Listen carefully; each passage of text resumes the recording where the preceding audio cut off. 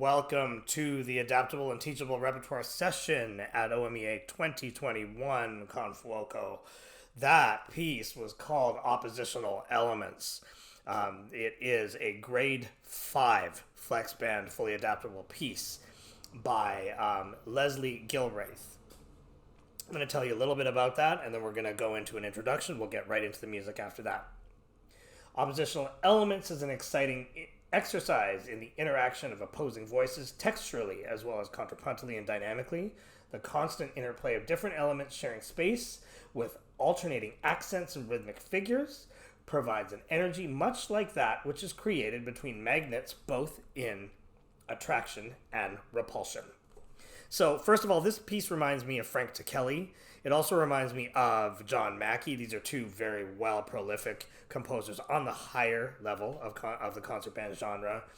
Every time I listen to this piece, I hear something different. I latch on to a motive, and then I sort of pay attention to it and listen to it as it evolves and turns into different things. And then the next time I go back and listen to this piece, I hear a different motive, or I hear the same one not doing the same thing. So it's a really neat sort of piece. There's a lot of detail to it.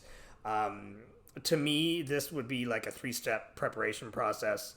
Students, play their assigned part with the recording and get that down with all the woodshedding, and then come together probably in groups of 4. This is a 4-part adaptable arrangement.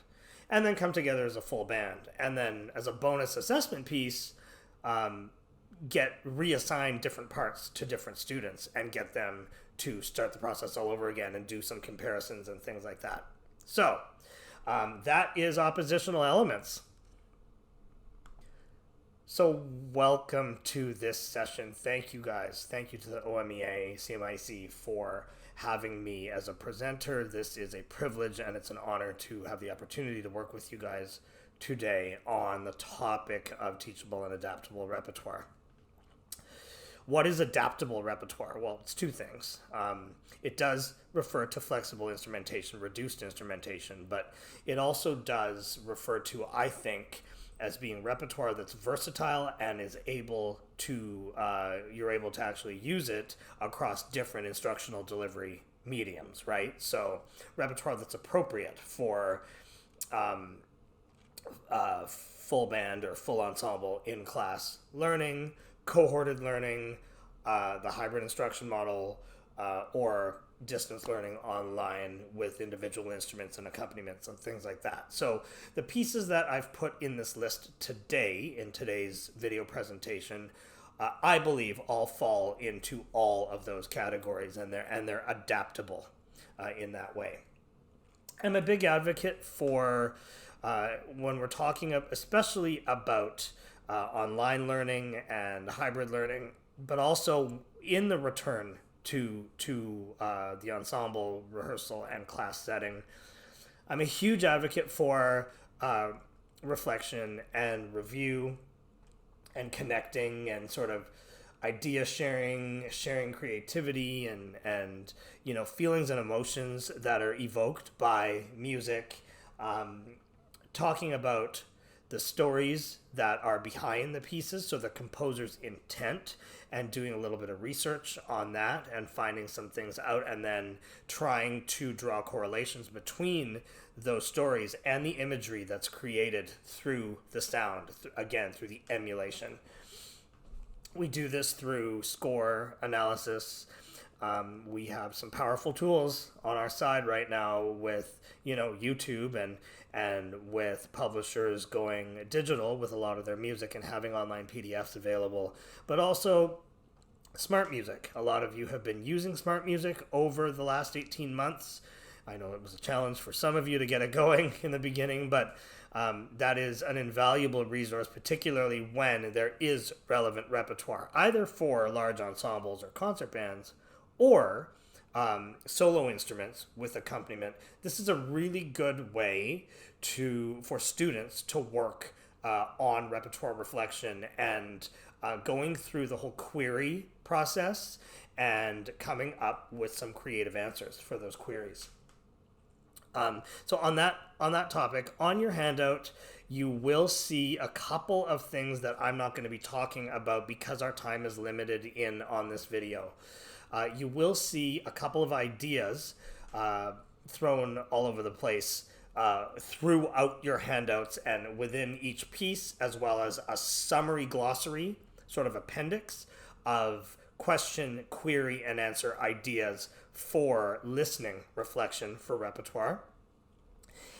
These are, questions and answers that I've been thinking about for years, and they're really good to use while you are teaching a piece to a class or when you're rehearsing something and you want to dive a little bit deeper and get a little better perspective and really shoot for that outcome of a higher level of student ownership in the programming of the piece and in the process of rehearsal.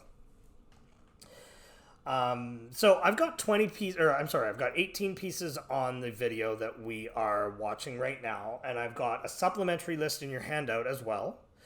There are 10 pieces in that list. Now, the reason why there's two different lists, basically, these 18 were easy to obtain score and sound files for and make the videos for, if not YouTube videos, having been already made for me.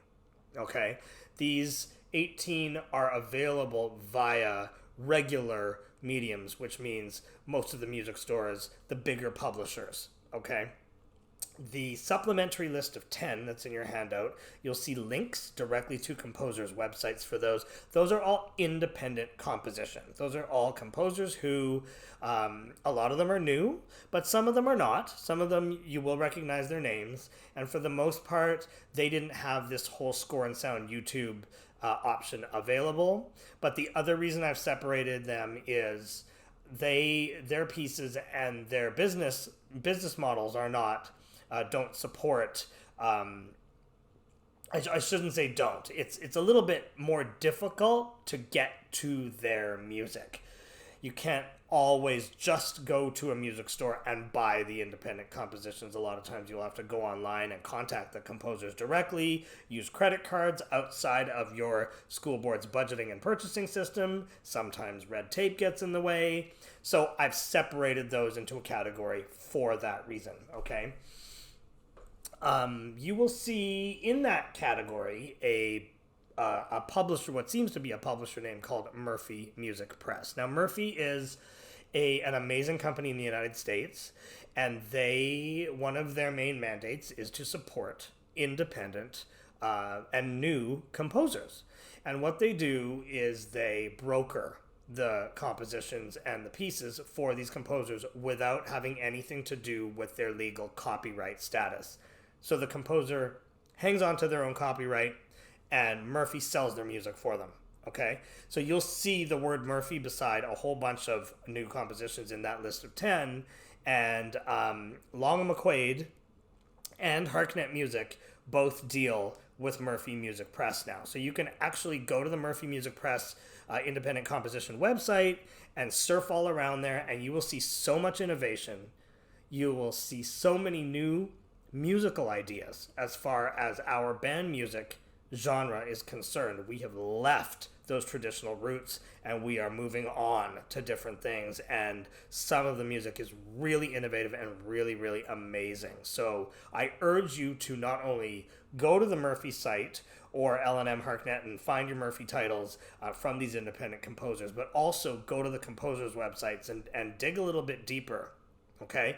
Just remember with these independent composers as well, when you buy one of their pieces, more often than not, you will have an opportunity to connect with them directly, which can sometimes also lead to an opportunity for them to come in via Zoom or even live in person and work with your ensemble if they're local. So keep that in mind, because that's a big part of the learning experience, and that's going to enhance the entire process for both you and your students, okay? In this list, it's not very hard. That grade 5 piece that I just played for you, that's the only hard piece on the entire list. The rest of the list is grade 0.5 to about grade 2.5 to 3. And, as usual, the grading is quite ambiguous. And so I have taken the liberty of regrading things sort of according to what we have established as being, pre-COVID and pre-job action, 2019, now we're talking the standard of grading in the province of Ontario pertaining to Ontario classrooms and programs. I'm a huge advocate for programming for your long-term library. I'm not going to talk about that too much because I've included some information about that in your handout. So just have a look at that whole strengthening your core section of the handout. Many of the recordings in this session and in the stack of music are MIDI recordings. Please excuse that. Most publishers and composers didn't have an opportunity during lockdowns and COVID to be able to record with a professional band. And that's it. So let's get on to the titles and have some fun. Imperium is a piece by Michael Sweeney that he wrote almost 30 years ago for grade 2 concert band. It has seen its day. It's been around the block. It's been on many syllabi and state and festival lists. It's been performed at the Midwest Conference. And so now this year, in light of the call for more adaptable and flex band music, Mike has done an arrangement of it for flex band, but for younger flex band. So that's nice. It's sort of in that grade 1.5 to 2 flex band category, which is rare.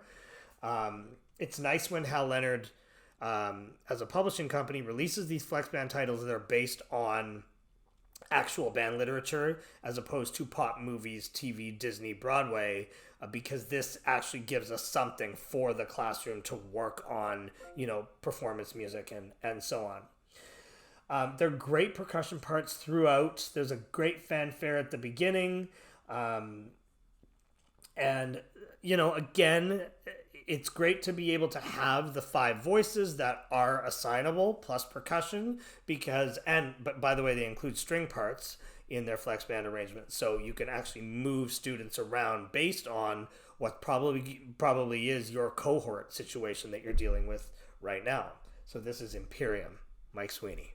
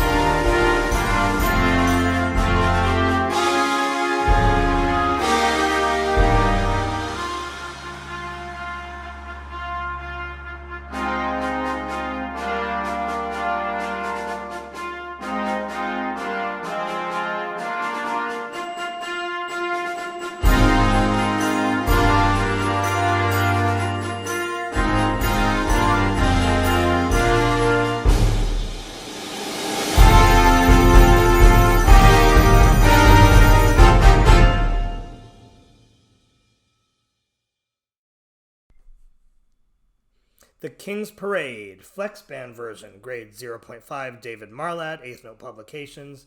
This version of the piece was just created last year. The piece itself, in its original form, has been around for a few years.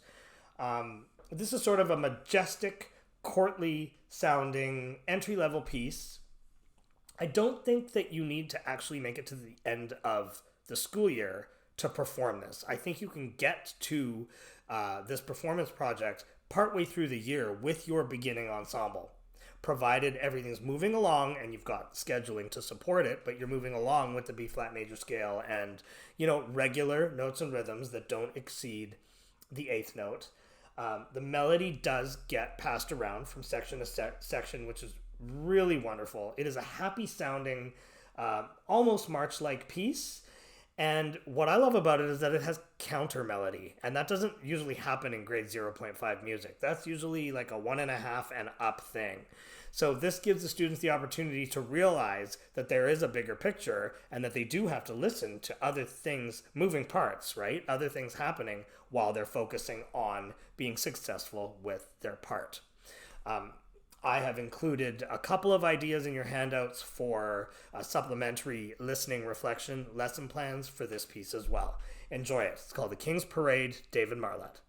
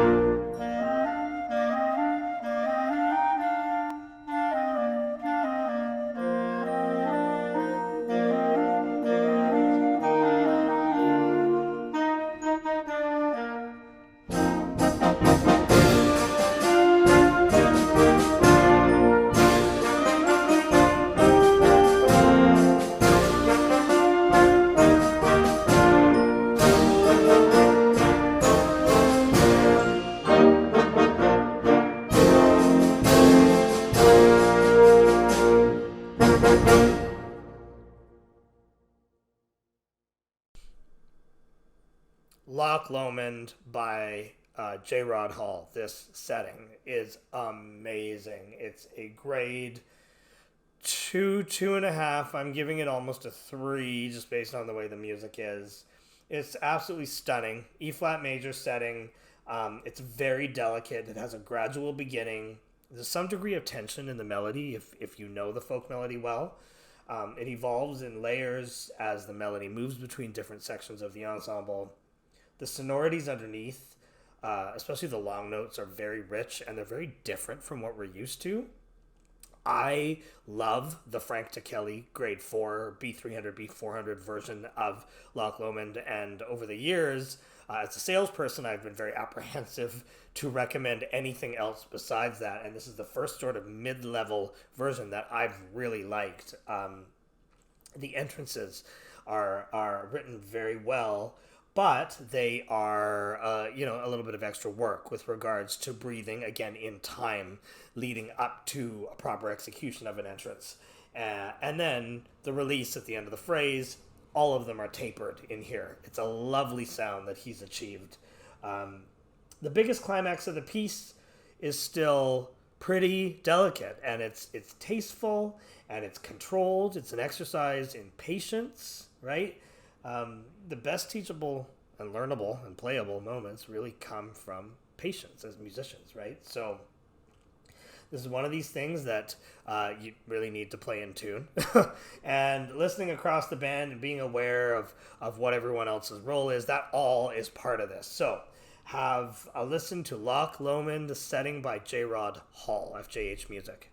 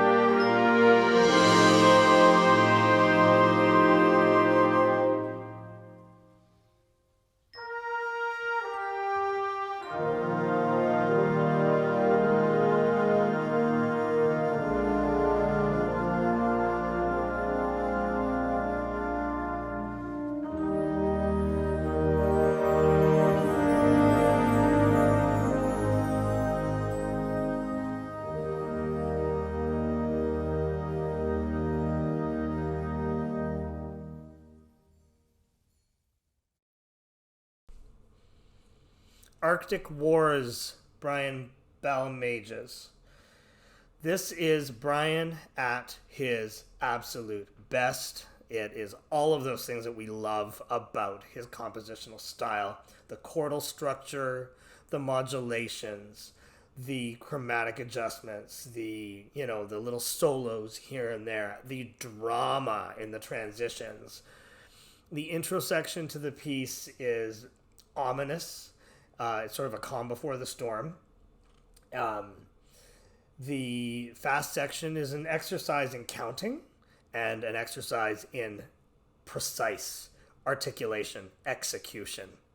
The phrase structure and his use of dynamic effects, because a lot of them are very sudden and they're very dramatic. It's something that needs a little bit more attention, but once you get those things down, it will sound amazing. This is a shorter piece. It is programmatic in nature. I would compare it to, he has a piece actually on the Ontario Band Association syllabus in B200 called Apparitions. It's very haunting and very similar in nature. And also another piece called Sun Cycles has a similar sound to it. So if this is something that you're interested in, definitely go and listen to those and do a little comparison. And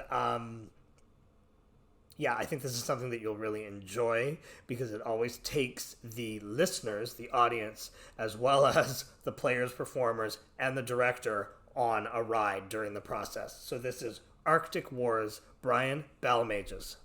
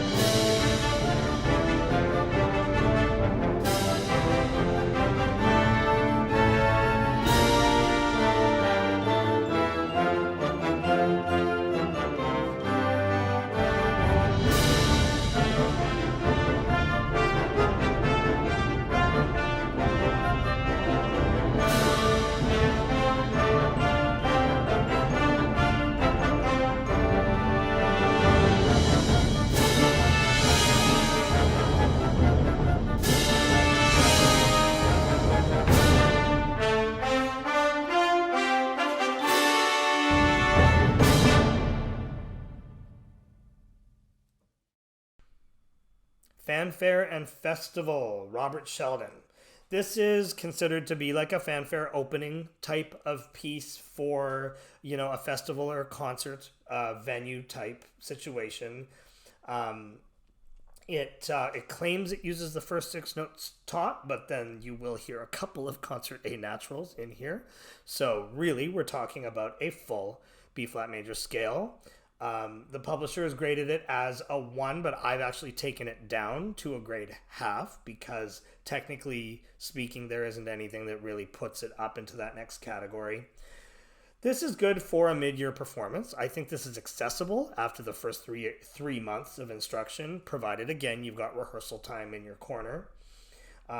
Articulation, stylistic differences are taught. Are a lot of accents, a lot of staccatos. There's 2-note slur patterns in the woodwinds, so that's kind of an interesting thing to get going at an early point. Percussion, you've got stuff for about 5 or 6 people to do, so you can keep them busy with this piece. And there's a pretty good piano part that's got all of the voices more or less represented in there. So if you've got holes in your ensemble and one of your kids can play piano, or you can stop conducting and play piano to accompany them, you will actually fill in the gaps really well. And for this, I have included a couple of listening reflection ideas in your handout. This is Fanfare and Festival, Robert Sheldon, grade half.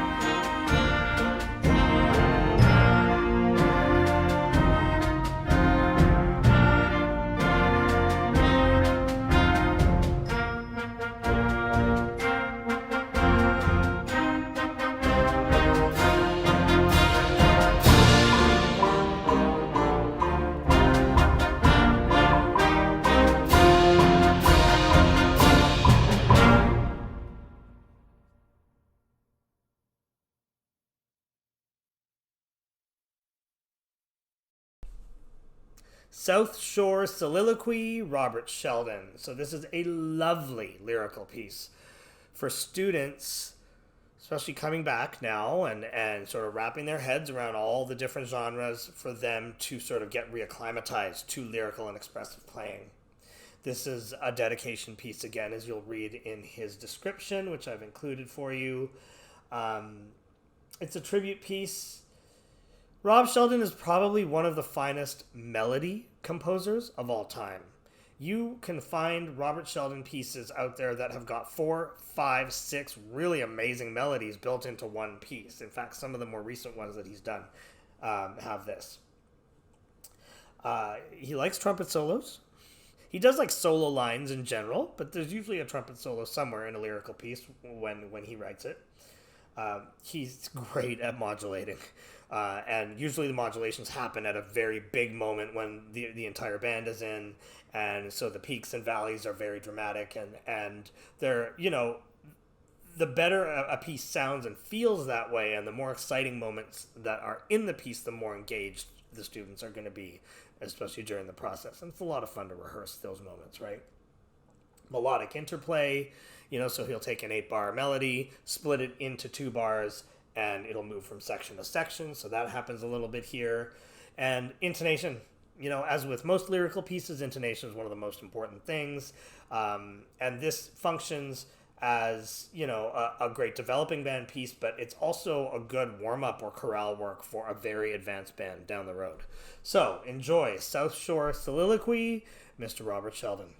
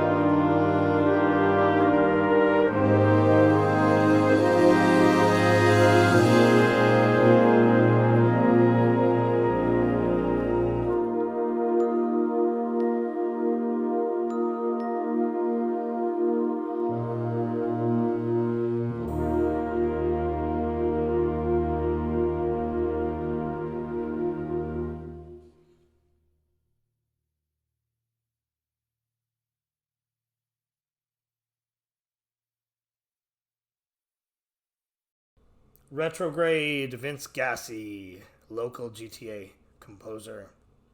Um, this piece has a recurring motive, which is very catchy and will stay in your head and in your students' heads. And it's tuneful and memorable. It has a great energy to it. It has, like many Vince Gassi tunes, it has a great sort of forward momentum. It has that teachable Vince Gassi sound.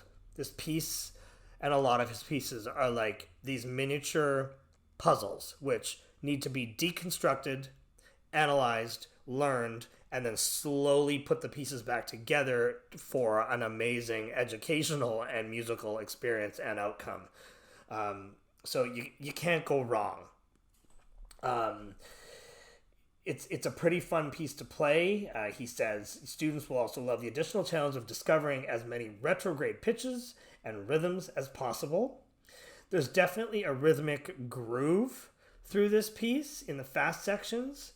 And there are, there's a little percussion feature, a powerful low brass intro, and the thing that I like the best about it is that it ends properly. You know how often you'll get a band piece and it's great until the last two bars, and then you're like, why did they end it this way? This ends properly. It has a great sort of finality, right to the point ending, and for that reason, it makes it a good concert or festival closing selection. And again, I've included some lesson plan ideas for you in the handout. This is Retrograde, Vince Gassi.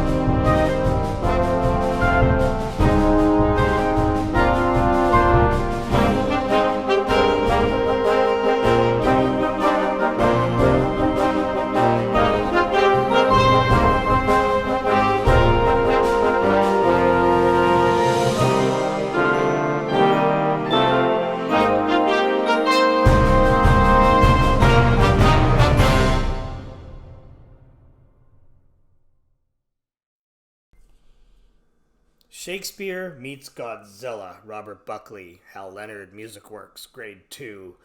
He does this stuff so well. So he's taking the sound of Renaissance music and juxtaposing it against, classic horror film, film scored music, and intertwining the two all the way through the piece.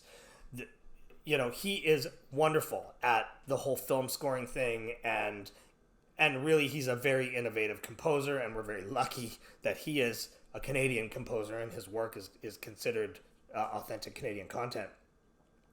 The orchestration is really clean. He has comparable pieces to this that he's done in the last couple years. One that is of note that many of you, I think, have purchased and played is called Attack of the Cyborgs. This is similar to that. So it's light. It's a holiday concert or end of year concert, crowd pleasing piece. There are some things technically that you need to work on here, but for the most part, it's a lot of fun and it's engaging for the students and the audiences as well. So this is Shakespeare Meets Godzilla, Robert Buckley, grade 2.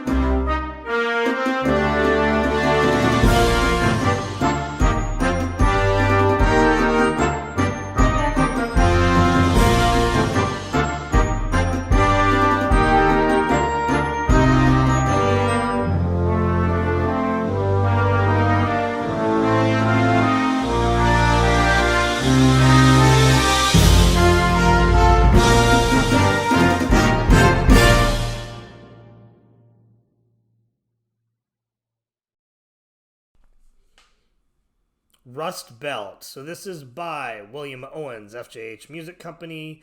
We're grading this around a half, maybe almost a grade 1. This is more of an end-of-the-year piece. It's a musical depiction of a factory city with clanging metal and steel and all that kind of stuff. An industrial sort of sounding piece. Despite using only 6 notes, this piece does have some challenge to it for a beginning student. The sound of this piece is appropriate for either very beginners, grade 7 beginners, or even like a grade 9 optional credit, if such a thing exists still. It's quite engaging. It's a great introduction and reinforcement to basic fundamentals that you would have been spending time on in the band method book with them. Nothing exceeds an eighth note. Once again, in this piece, there's kind of some cool references to the Big Ben clock tower and through a pyramid effect that happens at timestamp 45 of the video. And as well, there's a reference to Russian sailors dance in there, if you can pick that one out. And so there's a lot of reflection and listening assignment ideas come to mind just because of those two quotations, but also, to talk about the imagery and how students are interpreting this and how they can sort of hear the story from the composer emulated through the music. This is Russ Belt, grade 0.5, William Owens.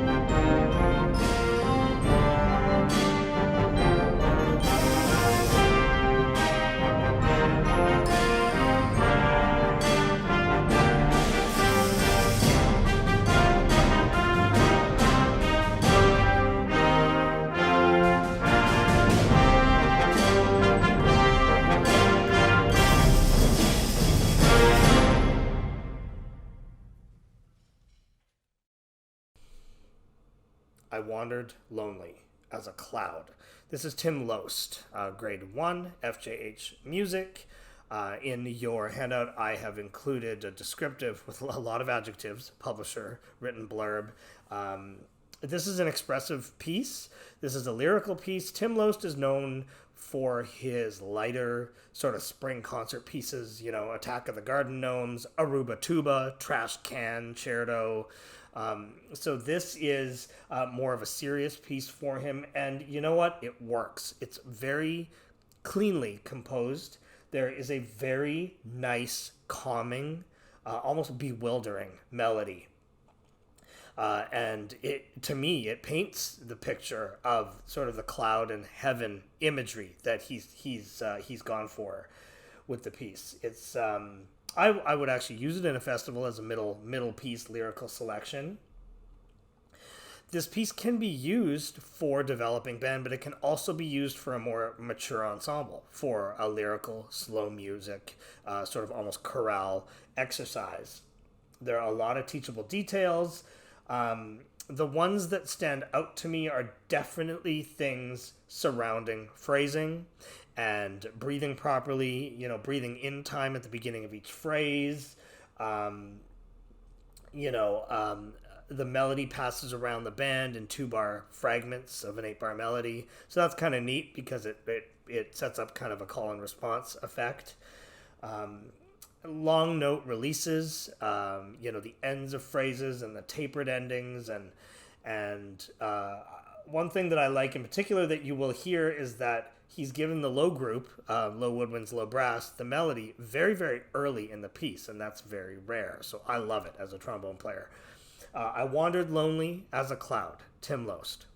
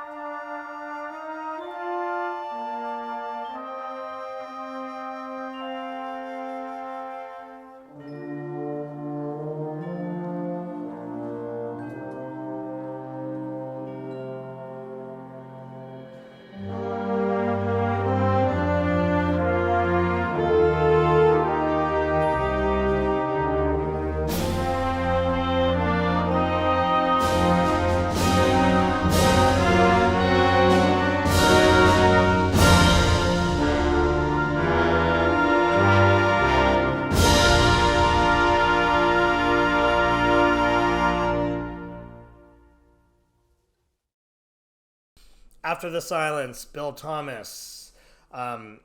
This composition was written to give students something to look forward to when they were able to make music together again, live in person, after the pandemic.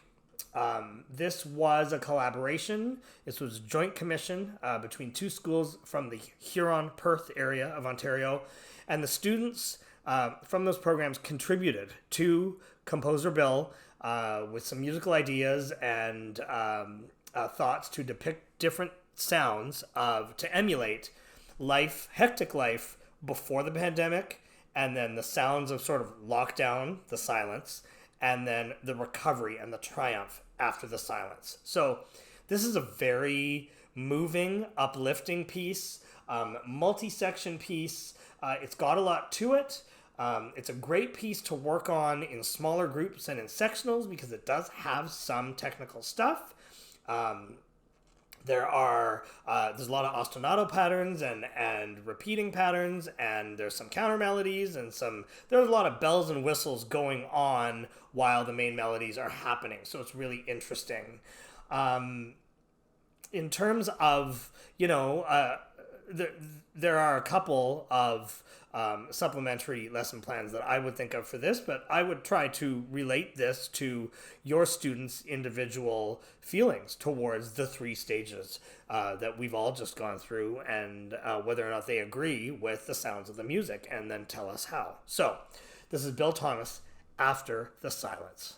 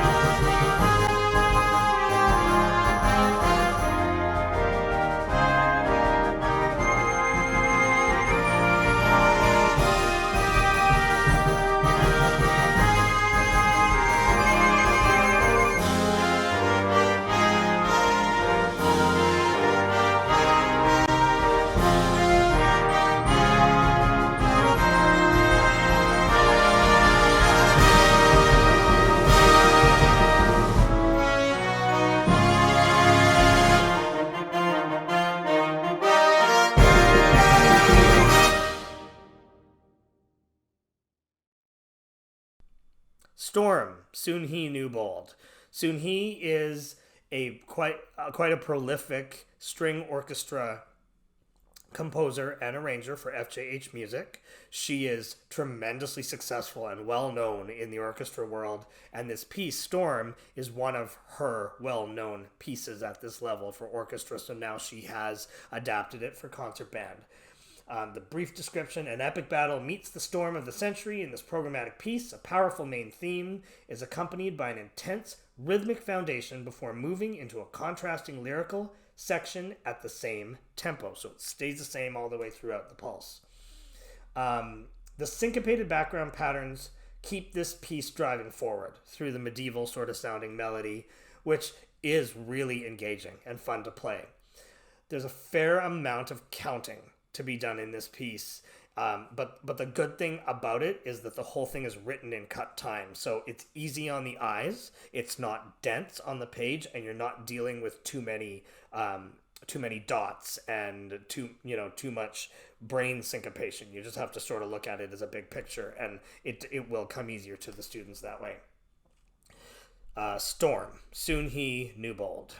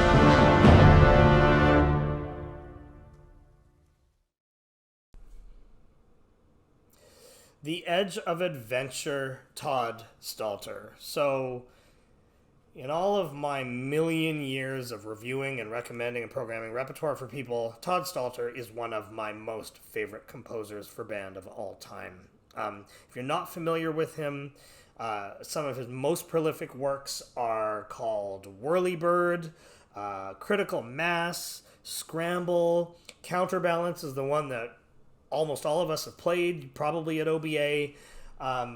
So have a listen to some of those on YouTube. You will hear a connection between them. He uses chromaticism really, really well. He uses percussion instruments and percussion solo sections very, very well. His pieces are driving. They're very energetic, typically in modal or in minor keys, angry sounding, but always wonderful resolutions. A lot of them have middle sections that are like complete departures from the outer sections. So this one, again, he's got a clear direction with it. There's no question with regards to where he's going with his musical statement. Like, it's very, very obvious. There's a lot of details, right? There's a lot of accents, there's staccato, short, clean articulation, sudden dynamic changes. There's swells and a lot of attention to technical detail. And yet we're only really talking about a grade 2.5 to grade 3 piece. So this is one that I would probably do in a combined level group, a split level ensemble, or really just, back to playing secondary level.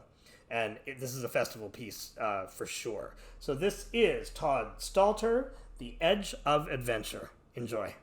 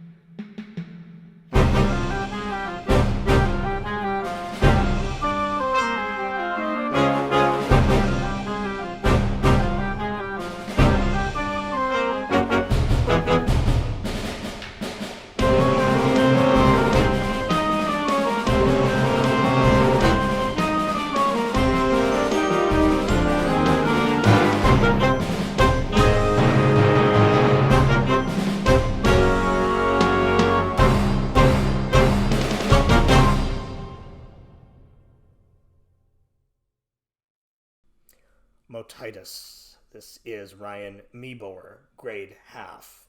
Motitis is a Finnish military slang describing the tactic of totally encircling an enemy unit, in effect, an entrapment. So, I like this piece for its distinct and active percussion parts. They're very active, and the band parts are very clearly written. The melody makes sense, and it's a memorable melody, so the students will be able to sort of latch onto it and hopefully learn it a little bit faster. The low groups, so like low brass, low woodwinds, do have a full melodic statement.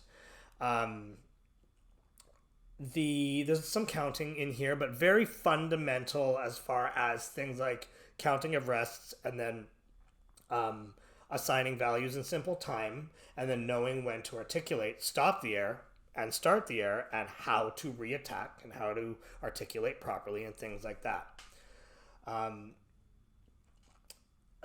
This is Canadian content from Eighth Note Publications from Ryan Meebower, who is a teacher in the Halton District Public School Board in Burlington. And so as far as the concepts and when they're introduced in the piece, and when you use this piece in your sequence of learning during the first or even second year, it's quite thoughtful as far as the approach, and that happens a lot with Eighth Note Publications, particularly with Ryan Meebower and David Marlett, because they are both active teachers in instrumental music classrooms in Ontario, so they can give you kind of an idea of what to shoot for when. So, this is Motitus, Ryan Meebower, grade 0.5, Eighth Note Publications. Enjoy.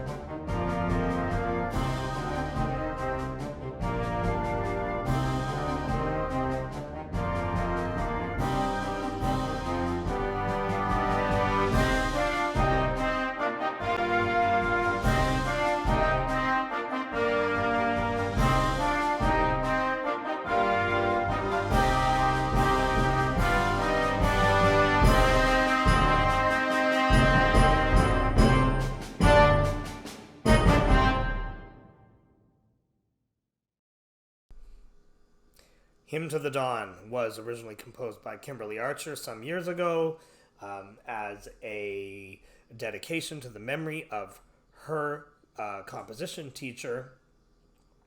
She says it conveys a sense of beauty and longing, and the music is meant to reflect the unresolved nature of our relationships with loved ones who we have lost.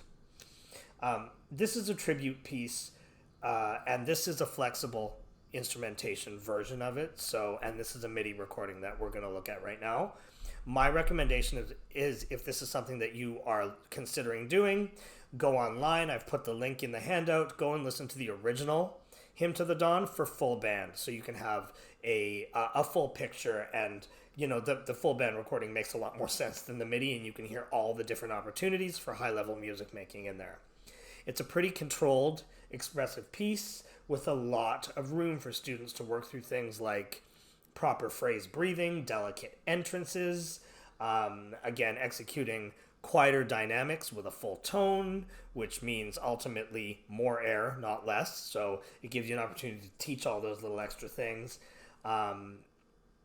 you know, and work on emotion with the students and expressive playing. Like, what do the sounds of this piece, what feelings does this evoke in them while they're playing?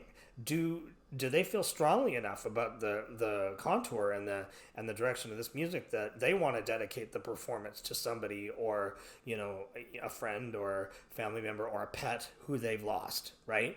So it's a very meaningful piece, and it's wonderful that she has arranged it in this last year for flexible ensemble. So this is Hymn to the Dawn, Kimberly Archer.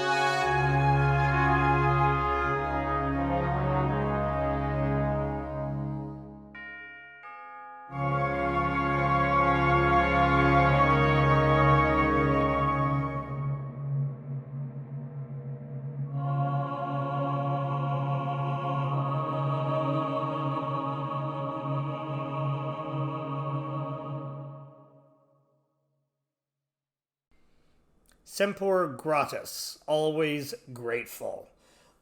This is another tribute piece. This is written by Patrick Harper, who is a high school band director and a composer in the United States. His composition catalog is largely made up of percussion ensemble material. So there's a little bit of a departure for him, but it's a great sounding piece. Again, it's very uplifting. It is a fair grade 3 piece. It does have some challenges to it. It is a traditional sort of overture style piece, but with an ABC structure. So there is no recap of the A section. The C section is completely its own movement type piece idea. The writing does make sense. I use the phrase bewildered hope. That's what you can sort of hear, especially in the middle movement. There are some rhythmic challenges and some stylistic challenges in here. When you peruse the score and you look at it vertically, you will actually see movement and activity in almost everybody's parts. So you're not going to get those tenor sax and euphonium players who are always grumbling about having to play boring parts, because they do have activity as well. There's a lot of, there are multiple key changes. There's an expanded percussion section. There's good melodic material in here, and a lot of sort of dynamic and rhythmic movement, right? So again, articulation and a lot of sort of higher level fundamental work here. So this is Semper Gratis by Patrick Harper, grade 3.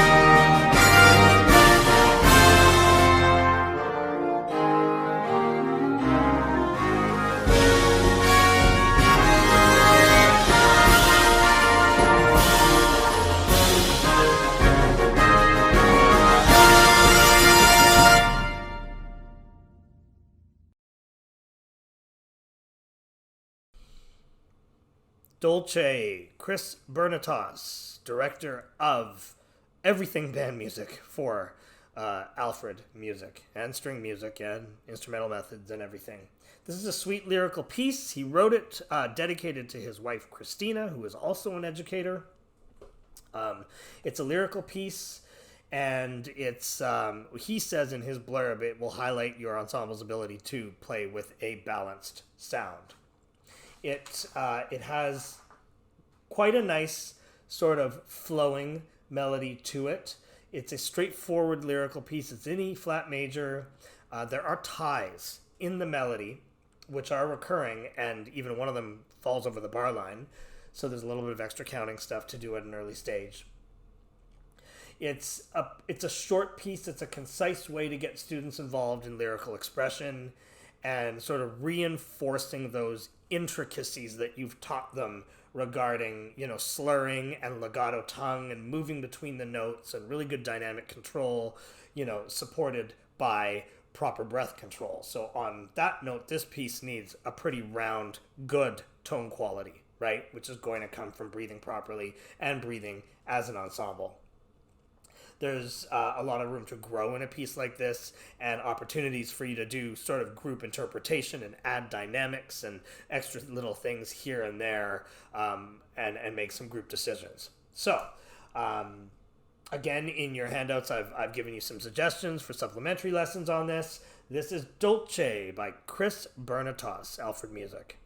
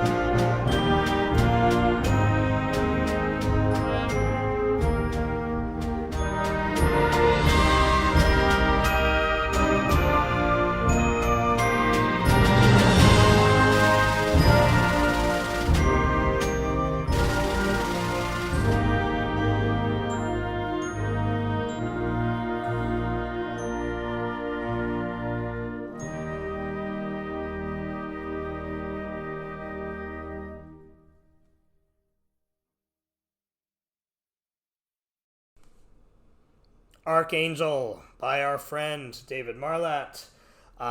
His description for the piece is in your handout there. In my opinion, there's a drive and an intensity to especially the first and third sections of this piece, or movements if you want to call them. There's heavy emphasis on controlled short articulations, cutoffs, right? And especially with percussionists having to cut off on ringing drums and things like that. The piece moves very quickly.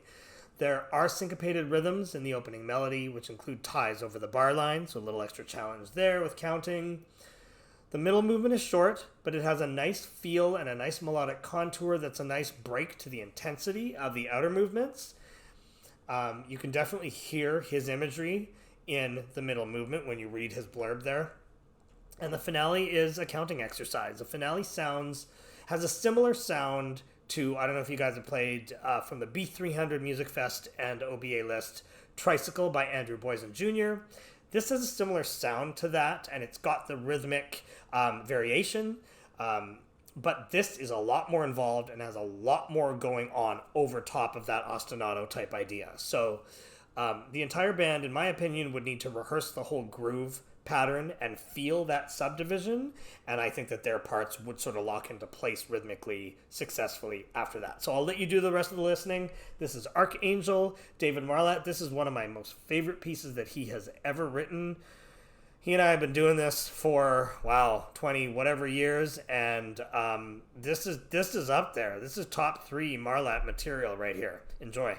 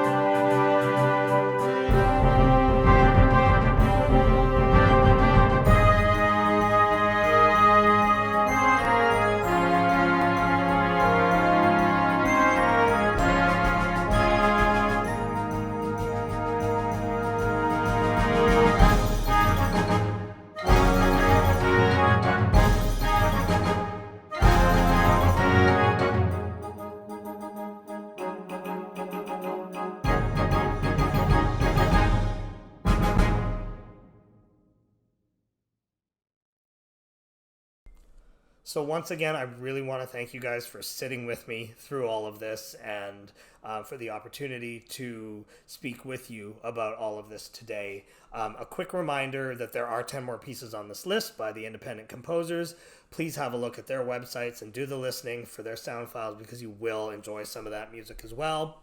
In your handouts, you will see these all 28 pieces that are featured here with some descriptions from the publishers and composers themselves.